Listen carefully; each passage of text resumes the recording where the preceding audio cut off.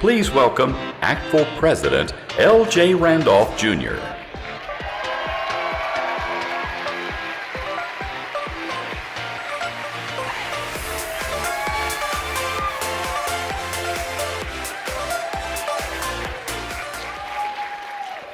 Good morning, everyone, and welcome to the 2024 ACTFL Convention. Are you excited? I know I am. It's such an honor to be here today, just as it has been an honor to serve as president of our great organization. As I look out across this room, I am reminded of all the ways that we have connected this year. For example, this past spring, I had the immense honor of traveling to and experiencing each of the 5 regional conferences. My journey began in New York City for the Northeast Conference on the teaching of foreign languages. Have some neckful folks in here today. Then Honolulu for the Southwest Conference on language teaching. Then Atlanta for the Southern Conference on language teaching. Then on to Minneapolis for the Central States Conference. And last but not least, Seattle for the Pacific Northwest Council for Languages. These travels and interactions only emphasized and reiterated a perspective that was already evident and meaningful to me. This is about all of us. We each have unique experiences and perspectives that we contribute. And something special happens when we can all gather in a space like this to fellowship, share knowledge, ideas, and practices, and engage in communal leadership and advocacy. In the spirit of community and collective knowledge, I want to share this moment with all of you. So throughout my brief comments this morning, I have incorporated some words of wisdom that many of you have shared that have inspired me this year. ACTFL is committed to a mission that envisions an interconnected world where everyone benefits from and values a multilingual and multicultural education.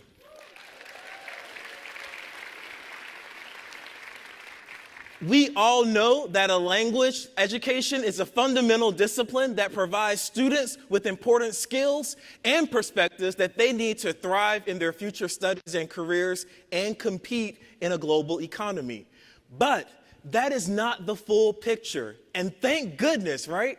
How short-sighted would it be if the value of language proficiency and multilingualism were limited to capitalist pursuits? Language learning is about so much more than that. Languaging moves beyond proficiency to reveal to us things about other communities and ourselves in ways that are truly transformative. For example, consider some of the comments from my own students in 3rd semester Spanish. I feel like I learned more about myself. I appreciate that kind of knowledge and awakening. It definitely did open my eyes and force me to think about my past experiences. I will always be able to remember about what we learned, even if I may forget the Spanish components. Oops. That's their words too. I especially love that last comment because it reminds me that even if students do not become proficient in the language, and the reality is that many of them will not, there can still be immense value, learning, and revelation just from having experienced one language class.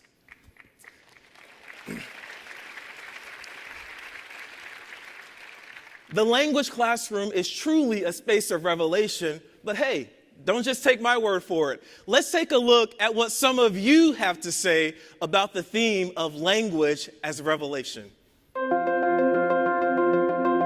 What I've learned about language learning, what it's revealed to me, is that I can do more than I thought I was capable of, communicating with others across the world. Teaching and learning the language of my kupuna, my ancestors, it's revealed them, and it's revealed to me the ohana that my parents talk about, that I never knew my grandparents, but it really has revealed the language of my people, and it's really opened up my family to me, and the language that really is our language. So mahalo. Language learning has taught so much to myself about how I am in the world and about my students. It has taught me that I am a mix of many different diverse identities that intersect and combine to make me unique. I've really realized the depth of curiosity. Curiosity about yourself, about your own perspectives and your own practices that you never thought about critically until you started to engage with other cultures, with other languages. And so for me, language learning has been a way to deepen my own curiosity about myself and the world around me. Language learning has revealed that I can be free outside of the constraints of the United States, outside of racism. My students have discovered that learning a second language has liberated their true selves and that they're free to be whoever they want to be.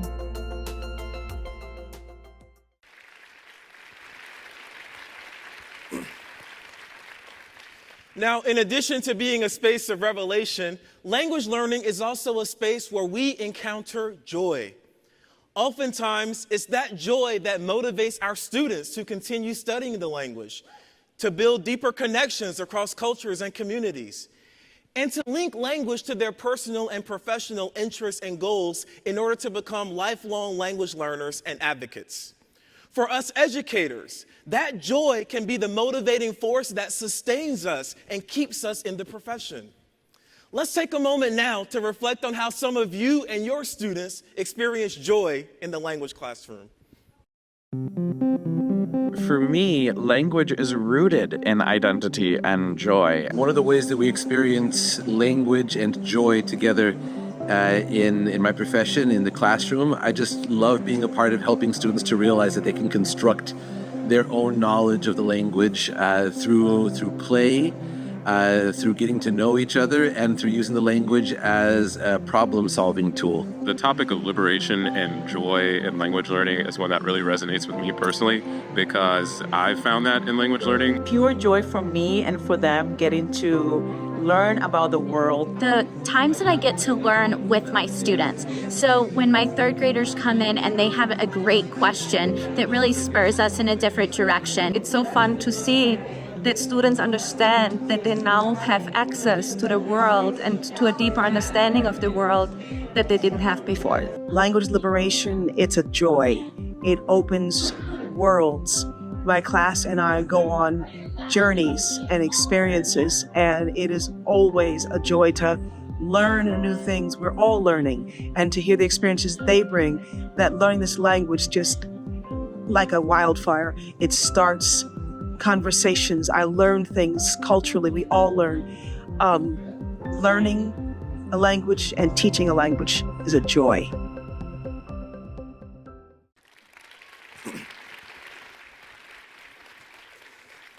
Now, joy is an inspiring, feel-good emotion that we all want to experience. However, we must also remember that joy is not an isolated pursuit. Instead, it is inextricably linked to a commitment to liberation. This fundamental understanding has been the foundation of my theme for 2024 as ACTFL President, Language as Liberation. In the words of education scholar Goldie Muhammad, we only get to learning and experiencing joy when we have an intentional and authentic purpose to dismantle oppression. So joy and oppression cannot coexist. In our conversations throughout the year, many of you spoke about how your language journey involved encountering linguistic oppression, and how you found joy and liberation through resistance and your efforts to dismantle that oppression. For example, Jerry Parker from Louisiana said, quote, "Language as liberation is the opposite of language as oppression," end quote. He talked about how, quote, "the Cajuns and Creoles of Louisiana are able to use these languages that at one point in our history we were never able to use," end quote. And Violin Widget from Michigan expressed, quote, I refuse to teach grammatical accuracy and pronunciation accuracy because I was oppressed growing up for my regional accent and regional vocab, end quote. Maria Datel from Massachusetts talked about how even though her grandmother was a speaker of Quechua, Maria herself had to go to school to learn a little of the language. And so by her current commitment to indigenous studies, she is, in her own words, quote, recovering that which has been stolen from me, the language, the culture, and the system of knowledges, end quote.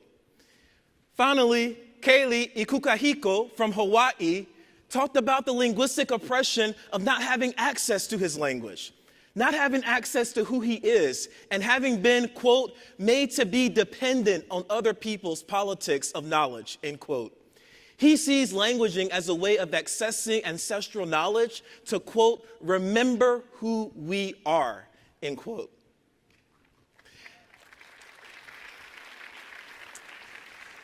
So as our colleagues remind us, real joy cannot exist outside of this broader struggle toward liberation. Now, let's take a look at some additional thoughts from you all on the theme of language as liberation.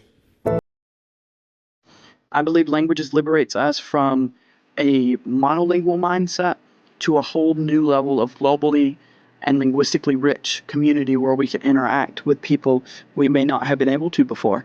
Language as liberation to me is everything. Language is love, language is culture, language is community, language is understanding that we are all one and we all have a language and we have to learn to be able to communicate with each other effectively. Language liberation to me as a heritage language learner and heritage language, it means reclaiming my language and reclaiming my rights to my language so that I can reclaim my identity back.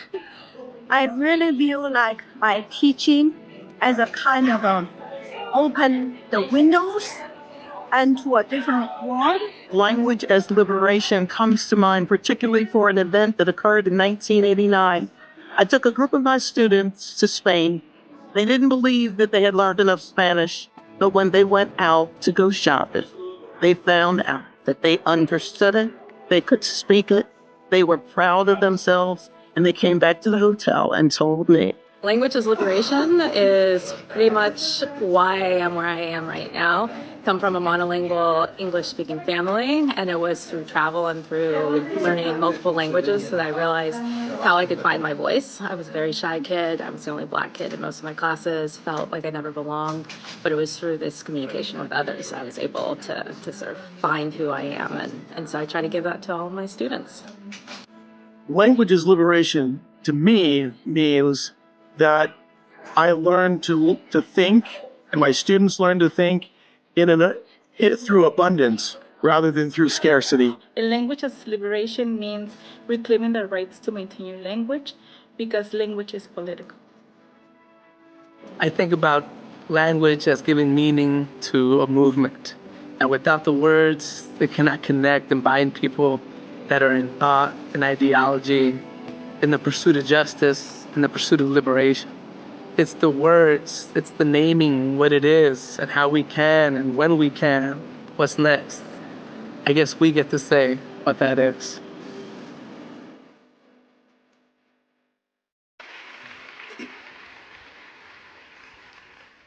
So Paul Verduzco from California ended that video by saying, what's next? I guess we get to decide what that is. With that spirit, knowing the people in this room and beyond, even considering all the challenges that we encounter every day at the classroom level, the school level, the district level, and even the societal level, I remain passionately optimistic about the future of our profession. Education scholar Bell Hooks described the classroom as a location of possibility. Let us always remember the possibility and power of the language classroom, especially in the context of how we and our students might experience liberation. With that in mind, I encourage you to boldly center the histories, cultures, and narratives of minoritized and oppressed communities, to embrace the messiness of cultural nuance as opposed to practices, products, and perspectives that fit neatly into a Venn diagram. To push back against the hyper-focus on skills, proficiencies, and competencies that minimizes the humanistic elements of languaging, such as empathy, compassion, and joy. To create and sustain spaces where students can bring their full selves to the class, where their language and cultural practices are valued, and where language is relevant to their immediate realities, not just their future educational and career prospects. And finally, to consider very critically and very intentionally how the language classroom can be a space for our students and ourselves to engage in learning and action that challenge the status quo and that transform the world. Thank you. Then the language classroom becomes a space of abolition, justice, anti-racism, equity, joy, and limitless imagination and power and wonder. And the cool thing about all of that, is that none of these things require proficiency in the language to achieve. They can be done in every level, every language, every program model, and every context with every learner. This, my colleagues and friends, is language as liberation. Thank you.